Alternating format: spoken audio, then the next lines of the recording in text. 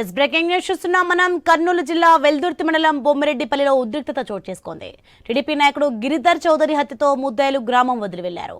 Police భద్రతతో నేడు గ్రామంలోకి వెళ్లడానికి యత్నించిన వారిని గ్రామస్తులు అడ్డుకున్నారు. పోలీసులు గ్రామస్తులను ఒప్పించే ప్రయత్నం చేశారు. పోలీసులు మాట వినని గ్రామస్తులు టీడీపీ నాయకులు తక్షణమే పంపించి వేయాలని సూచించారు. గ్రామంలోకి వెళ్తున్న వారిని అడ్డుకొని ముద్దాయిలపై రాళ్ల దాడి చేశారు. దాడిలో కారు అద్దాలు ధ్వంసమయ్యాయి.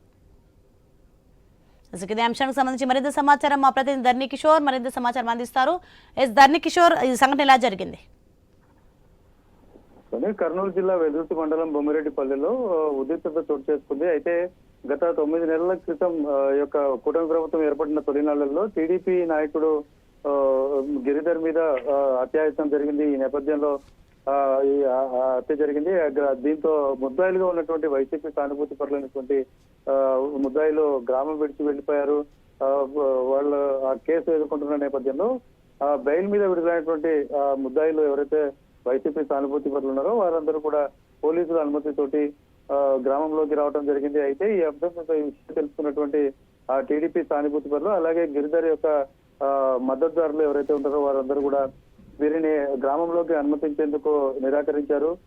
దీంతో ఒకసారిగా పోలీసులకు అడ్డుకున్నప్పటికీ కూడా ముద్దాయిల మీద వారి బంధువుల మీద దాడి చేసే ప్రయత్నం చేశారు.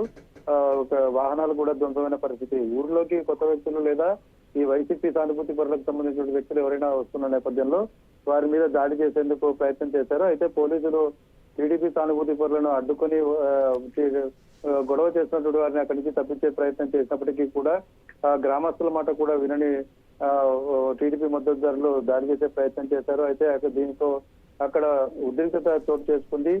అయితే పోలీసులు ఖచ్చితంగా చెప్తున్నారు గ్రామాల్లో ఇట్లాంటి అసాంఘిక కార్యక్రమాలు లేదా దాడులు ప్రతి దాడులకు పాల్పడకూడదు.